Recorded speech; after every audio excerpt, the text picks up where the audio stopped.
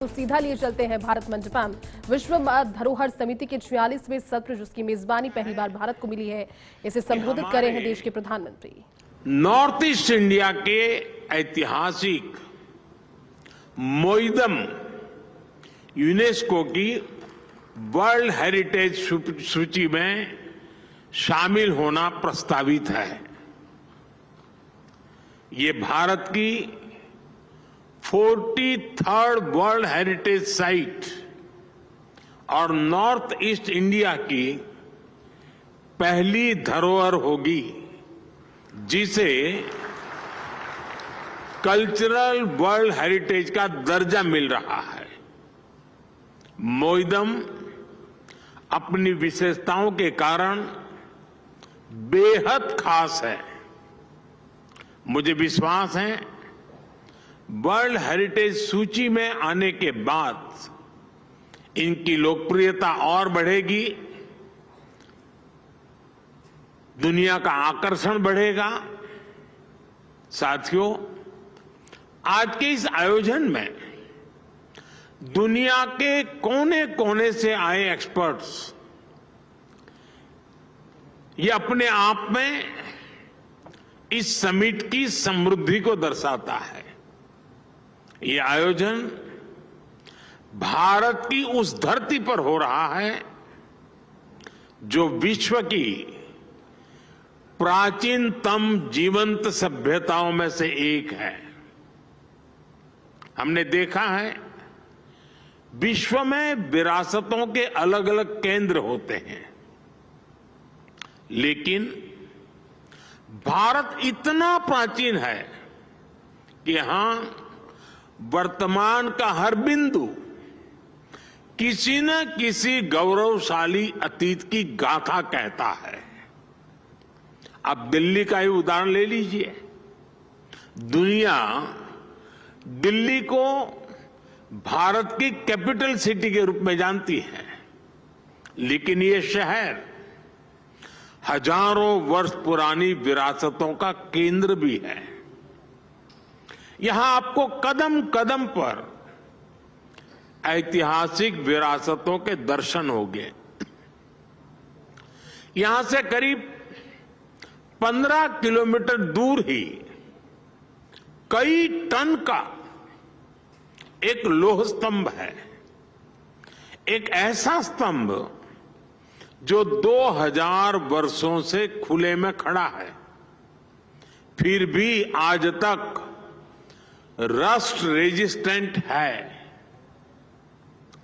इसे पता चलता है कि उस समय भी भारत की मेटलर्जी कितनी उन्नत थी। स्पष्ट है कि भारत की विरासत केवल एक इतिहास नहीं है, भारत की विरासत एक विज्ञान भी है। भारत की हेरिटेज में टॉप नॉच इंजीनियरिंग की एक गौरवशाली यात्रा के भी दर्शन होते हैं। यहां दिल्ली से कुछ सैकड़ों किलोमीटर दूर ही 3500 मीटर्स के एल्टीट्यूड पर केदारनाथ मंदिर है।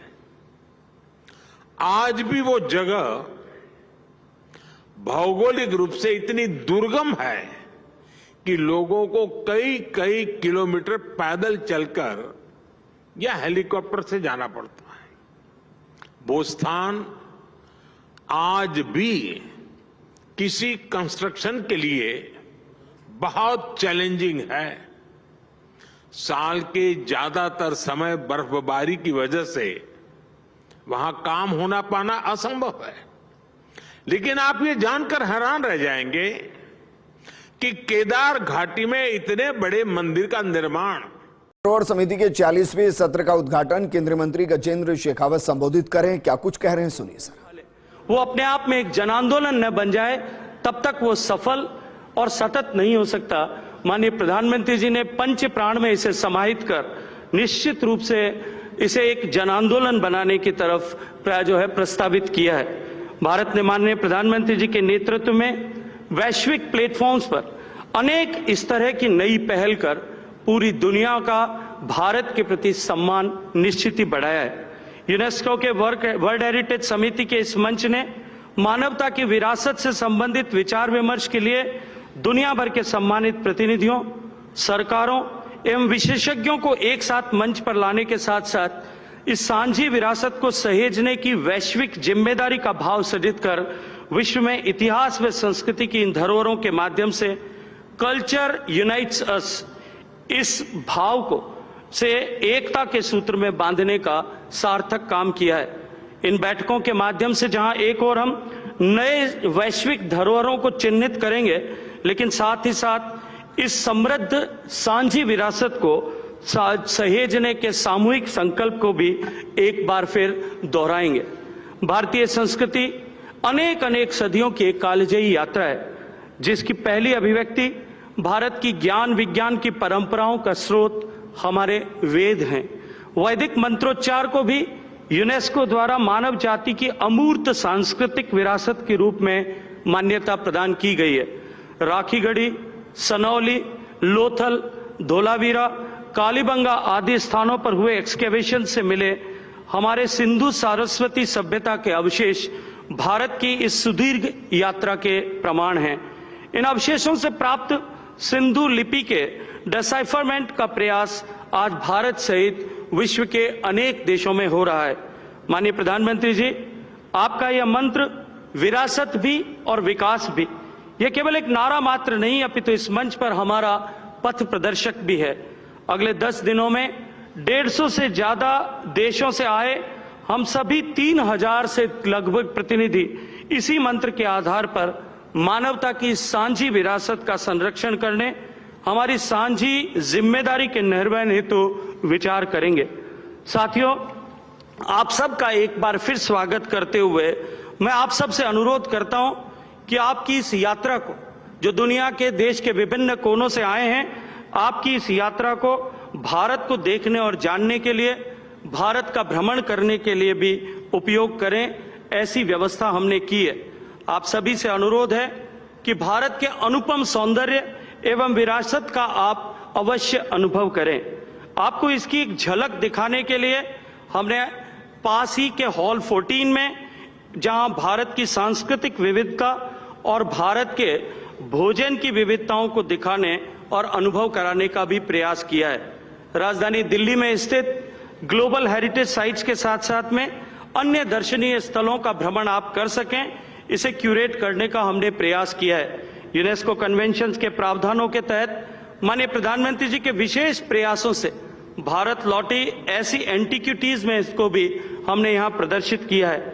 इस परिसर में और दिल्ली शहर में पब्लिक आर्ट प्रोजेक्ट के तहत अनेक कलाकृतियों को, जहां देश के विभिन्न कलाकारों ने यहां आकर के अपनी कला का प्रदर्शन जो है उत्कीर्णन किया है, उन सब का भी दर्शन आप करेंगे, ऐसा मैं आप सबसे अनुरोध करता हूं। और इसी के साथ एक बार फिर director general UNESCO madame Audrey Azoulay को स्वागत करते हुए, उनका अभिनंदन करते हुए ये अवसर भारत को प्रदान किया, इसके लिए हृदयपूर्वक भारतवासियों की तरफ से धन्यवाद करते हुए माननीय प्रधानमंत्री जी सहित आप सबका स्वागत करता हूं, आप सबका अभिनंदन करता हूं।